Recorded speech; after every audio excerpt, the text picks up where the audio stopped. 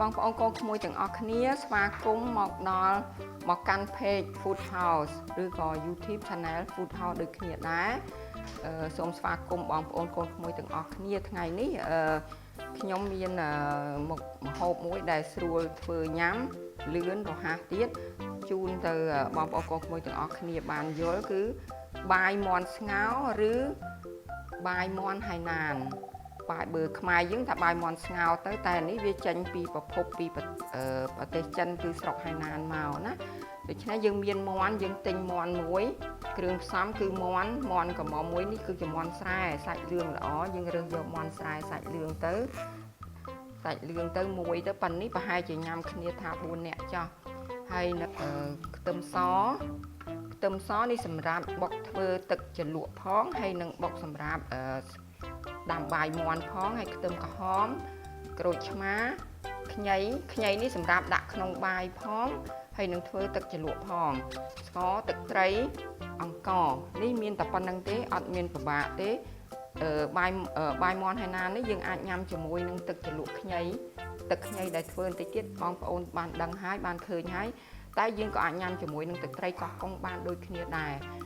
ហើយនេះប្រហែលជាមាន់មួយប៉ុណ្ណឹងយើងអាចដាក់អង្ករ2កំប៉ុងឬ3កំប៉ុងបានដាំវិធីធ្វើយើងត្រូវយកមាន់នឹងទៅស្ងោរសិន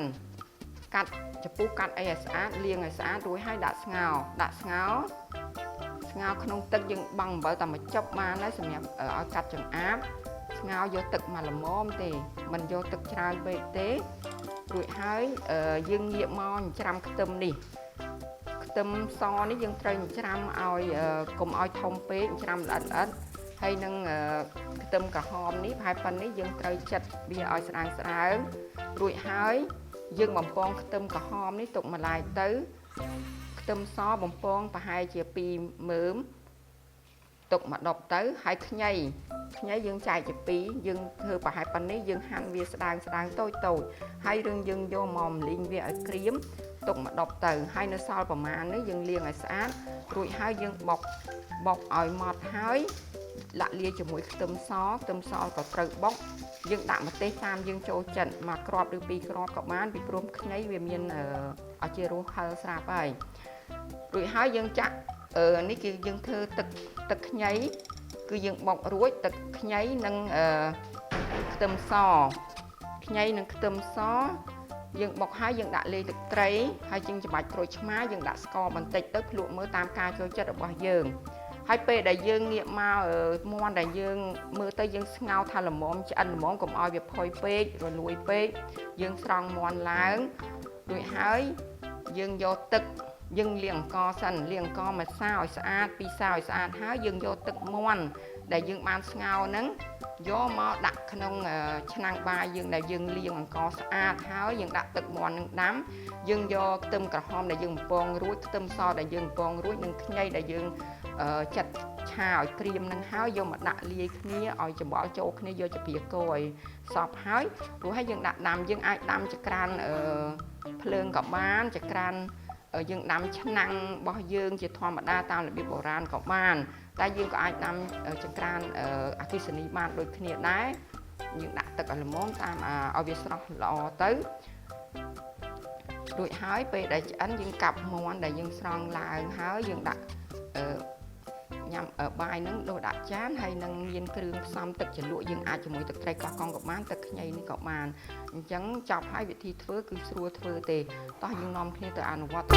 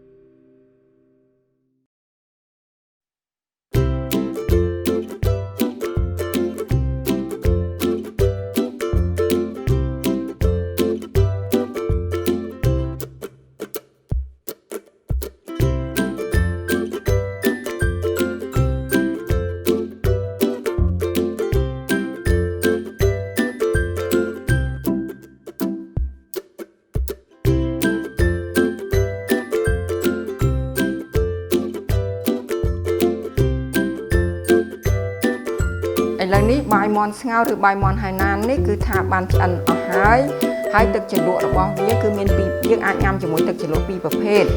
អានេះទឹកស៊ុបមាន់អានេះទឹកជ្រលក់ប្រភេទទី1គឺទឹកជ្រលក់ខ្ញីជាមួយនឹងខ្ទឹមគឺជាទឹកជ្រលក់រសជាតិដើមរបស់បាយមាន់ហើយណាននេះគឺទឹកត្រីកោះកុងក៏យើងអាចញ៉ាំជាមួយបានដែរតែតាមពិតរសជាតិដើមរបស់វាដែលចាប់ជាតិគឺទឹកខ្ញីហើយនេះខ្ញុំសូមបញ្ជាក់ប្រាប់បងប្អូនកូនមួយទាំងអស់គឺថាម្ហូបដែលខ្ញុំធ្វើនៅក្នុង Page Food House នេះគឺអត់មានប្រើប៊ីចេងអត់មានប្រើស៊ុបខ្នុរទេគឺប្រើតាមលក្ខណៈធម្មជាតិពីដើមទាំងអស់នេះចឹងសូមអរគុណបងប្អូនកូនមួយទាំងអស់គ្នាដែលបានចូលរួមទស្សនានិងចូលមកកាន់ Page Food House របស់នាងខ្ញុំសូមជម្រាបលា